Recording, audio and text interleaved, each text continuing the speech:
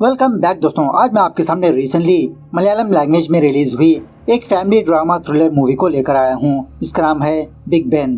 तो अब चलिए फटाफट से वीडियो को स्टार्ट कर लेते हैं। उससे पहले लुटा दो प्यार, फॉलो ऑन इंस्टाग्राम। कहानी की शुरुआत में जीन नाम के एक बंदे को दिखाया जाता है जो आधी रात के समय समंदर के किनारे पर आकर यही सोचते रहता है, क्या मैं आत्महत्या करूं या ना करूं। सुबह सीन थोड़ा सा फ्लैशबैक में जाने लगता है, जहां पर जीन की वाइफ लवली को दिखाया जाता है।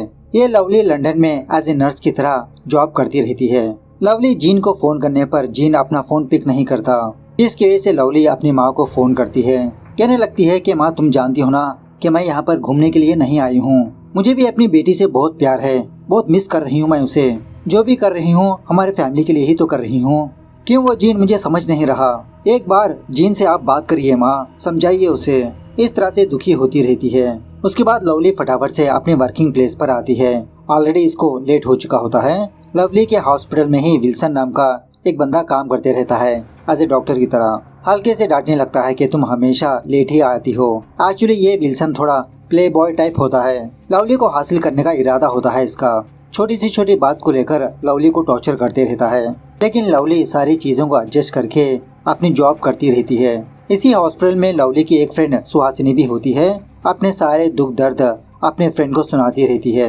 ये लवली इस सुहासिनी के घर में ही एज ए किराएदार की तरह रहती है। दूसरी तरफ जीन अपनी बीवी लवली से बहुत ही गुस्सा होता है कि बिना इसकी बात को माने लवली लंदन चली गई। उसके बाद दूसरे दिन जीन की बेटी का बर्थडे होने पर जीन काफी सारे लोगों को बर्थडे पार्टी पर इनवाइट करने लगता है। सो बर्थडे की रात वहाँ का चर्च फादर भी इस पार्टी पर आता है। लवली की माँ इस फादर से कहने लगती है कि जीन मेरी बेटी से बात नहीं कर रहा, एक बार आप जीन से बात करके उसे समझाइए, कहिए एक बार वो लंदन जाकर आए। लवली भी अपनी बेटी को बहुत मिस कर रही है ना। फादर कहने लगता है ठीक है, मैं उस जीन से बात करूंगा। इस तरह से उसी वक्त उस जीन के पास जाकर इसी के बारे में बातचीत करने लगता है कि लवली अपने फैमिली के प्रॉब्लम सॉल्व करने के लिए ही वो लंदन गई है ना। उसके पॉइंट ऑफ व्यू से भी थोड़ा सोचो, वो भी तुमको और अपनी बेटी को बहुत मिस कर रही है। तुम एक बार लंदन जाकर आ जाओ, अपनी बीवी से मुलाकात करो, उसे समझो। सो जीन भी फादर की बात को मान लेता है। उसी वक्त लवली जीन को वीडियो कॉल करके जीन से बात करने लगती है। मतलब लवली भी लंदन में कुछ लोगों को बुलाकर एक छोटी सी बर्थडे पार्टी अरेंज की होती है। ये सब कुछ होने के बाद जीन अपनी बेटी के साथ लंदन जाता है। एयरपोर्ट के पास लवली इन दोनों को देखकर बहुत खुश होने लगती है। लवली जीन को लेकर अपने घर पर जाती है, वही सुहासिनी के घर पर जाती है। सुहासिनी के हस्बैंड का नाम होता है कुमार। ये कुमार और लवली ही जीन को पिकअप करने के लिए एयरपोर्ट आए थे। खैर कुछ दिनों के बाद लंदन में जो केरला के लोग होते हैं वो सारे लोग इकट्ठा होकर एक छोटा सा फंक्शन को अरेंज करने लगते हैं। उस फंक्शन पर लवली और भी काफी सारी लड़कियां अपना डांस परफॉर्मेंस देने के लिए प्रैक्टिस करती रहती है। At the same time gene की मुलाकात काफी सारे लोगों से होती है। इसी एरिया में फ्रांसिस नाम का एक बहुत बड़ा लॉयर भी होता है। फ्रांसिस के असिस्टेंट का नाम होता है अजित। फ्रांसिस और जीन की अच्छी खासी दोस्ती होने लगती है। कुछ दिनों के बाद फाइनली उस फंक्शन का दिन आ ही जाता है। इस फंक्शन पर वो विल्सन भी आता है। जीन के पास आकर कहने लगता है हमारे साथ चलो थोड़ा दारू पीते हैं। जीन कहने लगता है कि मेरे पास बच्ची है। इस बच्ची को सुहासिनी को देकर विल्सन के साथ दारू पीने के लिए बाहर आता है। अब दारू पीते समय विल्सन और उसके फ्रेंड्स जीन का हल्के से मजाक उड़ाने लगते हैं। मतलब विल्सन कहने लगता है कि मैंने सुना है कि तुम पुलिस वाले थे, लेकिन कुछ कांड की वजह से तुम सस्पेंड हो गए। अब तुम घर कैसे चला रहे हो? सारा घर का खर्चा तुम्हारी बीवी उठा रही है ना, इसलिए वो यहाँ पर लंदन आई है। मतलब जीन पुलिस ऑफिसर होता है। सीन थोड़ा सा फ्लैशबैक में जाता है। ये जीन कैसे सस्पेंड हुआ वो दिखाया जाता है। एक दिन दो बंदे टॉयलेट का वेस्ट सारा किसी जगह पर ले जाकर फेंकते रहते हैं। ये देखकर आसपास के लोग उन दोनों बंदों को बहुत मार पीट कर पुलिस वालों को इन्फॉर्म करते हैं। थोड़ी देर के बाद जीन और उसके टीम मेंबर्स यहाँ पर आते हैं। जीन वहाँ के लोगों से कहने लगता है कि वेस्ट यहाँ पर डालने की वजह से इन दोनों को 5000 का जुर्माना लगता है, लेकिन तुम लोगों ने उन दोनों को बहुत मारा पीटा, जिसकी वजह से तुम लोगों के ऊपर अटेम्प्ट टू मर्डर का केस लगता है। यह सुनने के बाद वहाँ का एक बंदा जीन से थोड़ा मिसबिहेव करने लगता है। इस बंदे की बातें सुनने के बाद जीन को बहुत गुस्सा आकर उस बंदे को 2-4 छापड़ लगाता है। उसी मोहल्ले का एक बंदा ये सारी चीजें अपने फोन में रिकॉर्डिंग करते रहता है, मतलब लाइव करते रहता है। देखते ही देखते ये वीडियो बहुत वायरल हो जाता है और पुलिस डिपार्टमेंट जीन को सस्पेंड कर देती है। सो प्रेजेंट डे पर यही वीडियो विल्सन अपने फ्रेंड्स को दिखाकर जीन का मजाक उड़ाते रहता है। अब जीन तो पहले से गुस्से वाला बंदा होता है। विल्सन और उसके फ्रेंड्स को बहुत मारने पीटने लगता है। जबरदस्त तरीके से हाथापाई होने लगती है। वहाँ पर सारा फंक्शन सत्यानाश हो जाता है।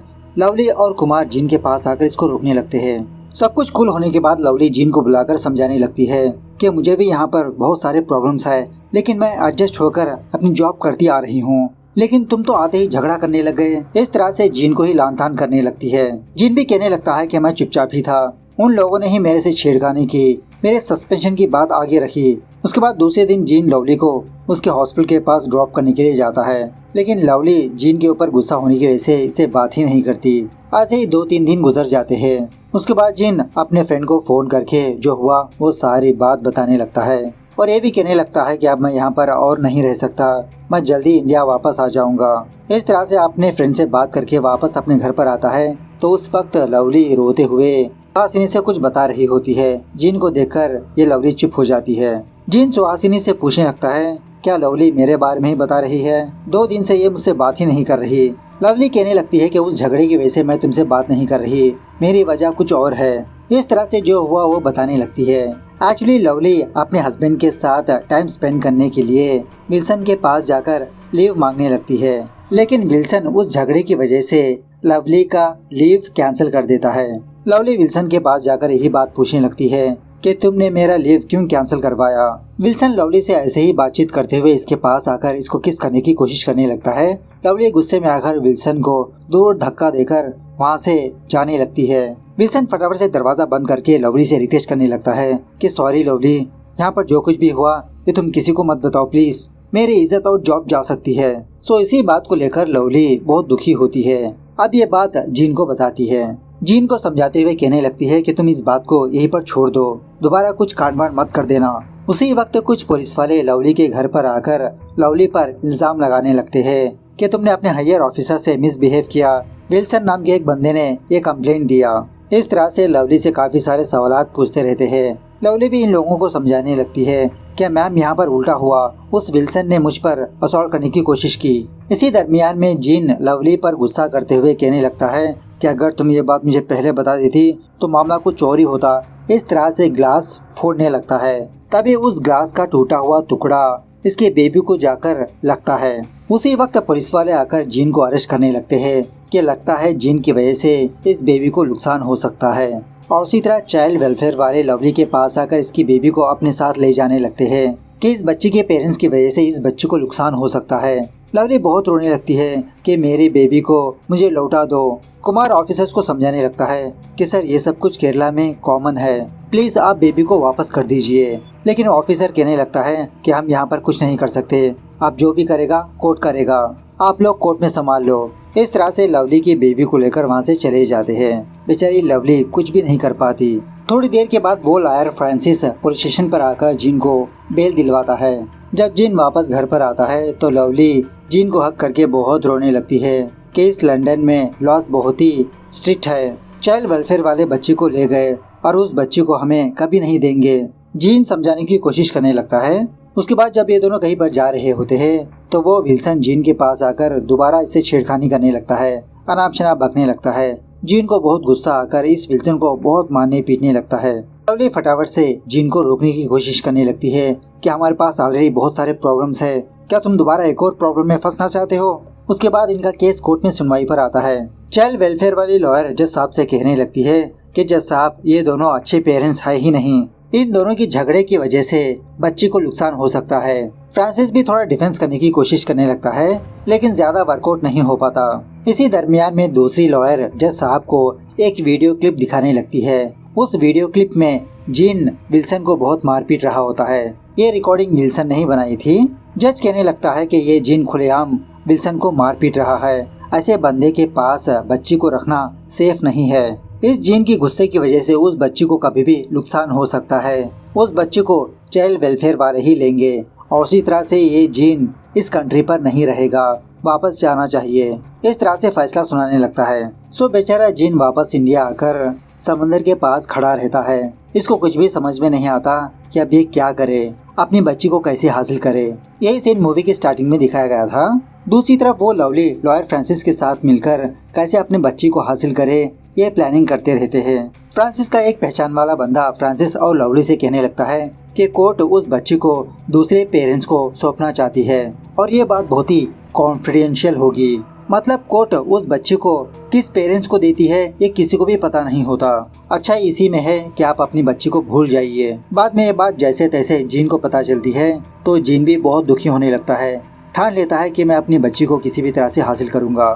जीन अपनी एक फेक आइडेंटिटी बनाकर लंदन जाने लगता है और वो भी बहुत ही मुश्किल से झूठा पासपोर्ट, झूठा आईडी कार्ड बनवाकर। जीन ये सारी बातें लवली को नहीं बताता। जीन को पिकअप करने के लिए फ्रांसिस का असिस्टेंट अजित वहाँ पर आता है। इसको अपने घर पर ले जाकर उस फ्रांसिस को इन्फॉर्म भी कर देता है। जीन फ्रांसिस और अजित से बहुत रिक्वेस्ट करने लगता है कि मैं यहाँ पर आया हूँ, किसी भी हालत में मेरी बीवी को पता नहीं लगनी चाहिए। मैं बस यहाँ पर मेरी बेटी को बचाने के लिए आया हूँ, प्लीज आप मेरी मदद करिए। उसके बाद जीन चोरी चुपके अपनी बीवी लवली को फॉलो करने लगता है और सोचने लगता है कि अपनी बेटी को ये कैसे बचाएगा। जीन उस अजीत से मुलाकात करके पूछने लगता है कि फिलहाल मेरी बेटी कहाँ पर है, किसके पास है। अजीत कहने लगता है कि तुम्हारी बेटी किसके पास है ये किसी को नहीं पता, सिर्फ कोर्ट के उस कमेटी मेंबर्स को ही पता होगी। उस कमेटी में एक केरला वाला बंदा भी है। जीन अजीत से कहने लगता है कि उस केरला वाले बंदे के सारे डिटेल्स मुझे चाहिए। तो अजीत अपने किसी फ्रेंड से मुलाकात करके उस केरला वाले बंदे के सारे डिटेल्स हासिल करके जीन को देने लगता है। बाद में जीन उस केरला वाले बंदे को फोन करके कहने लगता है कि मुझे तुम्हारे बारे में सब कुछ पता है। इंडिया में तुम्हारा एक अफेयर चल रहा है और इसी तरह लंदन में भी। अगर तुमने मेरी बेटी के बारे में नहीं बताया तो मैं तुम्हारे अफेयर से तुम्हारी बीवी को बता दूंगा। इस तरह से ब्लैकमेल करने पर वो केरला वाला बंदा जीन को इसकी बेटी के बारे में कुछ डिटेल्स बताने लगता है। उसके बाद जीन फ्रांसिस से मुलाकात करके अपना एक प्लान बताते हुए कहने लगता है कि मैं यहाँ पर अपनी बेटी को हासिल करने के लिए आया हूँ, आप बस मेरी छोटी सी हेल्प कर दीजिए। फ्रांसिस भी कहने लगता है कि यहाँ से तुम्हारी बेटी को इंडिया वापस ले जाना बहुत ही मुश्किल है। अगर तुम पकड़े गए तो कोई भी तुमको बाहर नहीं ला सकता, यहाँ की लॉस बहुत ही स्ट्रिक्ट है। जीन भी कहने लगता है कि सर लॉस के बारे में मुझे भी अच्छी तरह से पता है, मैं भी एक पुलिस ऑफिसर हूँ, अपनी बेटी को कैसे हासिल करूँ ये मुझे अच्छी तरह से पता है, आप बस मेरी थोड़ी सी हेल्प कर दीजिए। उसके बाद जीन और अजित एक एड्रेस पर जाते हैं जहाँ पर इसकी बेटी रहती है दूसरे पेरेंट्स के पास। वहाँ जाने पर इन दोनों को ये बात पता चलती है कि वो घर तो लॉक है। सोचने लगता है कि आखिरकार मेरी बेटी को कहाँ पर ले गए होंगे। अपने तरीके से थोड़ा इंक्वायरी करते रहता है। इसी दरमियान में जीन की एक फ्रेंड जो इंडिया की पुलिस वाली होती है जीन को फोन करके पूछने लगती है कि आखिरकार तुम कहाँ पर हो, तुमको पता है ना कि तुम्हारे ऊपर एक केस चल रहा है। जीन भी कहने लगता है कि मैं एक जरूरी काम से दूसरी जगह पर आया हूँ। इसकी फ्रेंड कहने लगती है कि मैं तुमको 10 दिन का टाइम देती हूँ और मैं 10 दिन तक ही कवर कर पाऊंगी, तुम किसी भी हालत में वापस आ जाओ जीन। उसके बाद जीन, अजीत और फ्रांसिस और थोड़ा इंक्वायरी करने पर फाइनली जीन को ये बात पता लग जाती है कि इसकी बेटी किसके पास है। जीन और अजीत उस घर के पास जाकर उन लोगों को फॉलो करते रहते हैं। उसी रात ये दोनों एक अच्छे से मौके का फायदा उठाकर उस घर के अंदर घुसते हैं। अजीत भी इसकी मदद करते रहता है। फाइनली जीन अपनी बेटी को हासिल करके ये दोनों वहाँ से निकल लेते हैं। अजीत जीन को एयरपोर्ट के पास ड्रॉप करके टाटा बाय बाय बोलने लगता है। दूसरी तरफ जिन लोगों ने जीन की बेटी को गोद लिया वो लोग पुलिस वालों को बुलाकर केस फाइल करने लगते हैं कि इनकी बेटी मिसिंग है। यह जानने के बाद चाइल्ड वेलफेयर ऑफिसर कुछ पुलिस के साथ लवली के घर पर जाकर इस पर इल्जाम लगाने लगता है कि तुमने ही अपनी बेटी को हासिल करने के लिए अपनी बेटी को चुरा लिया, बताओ अपनी बेटी को कहाँ पर छुपाया तुमने।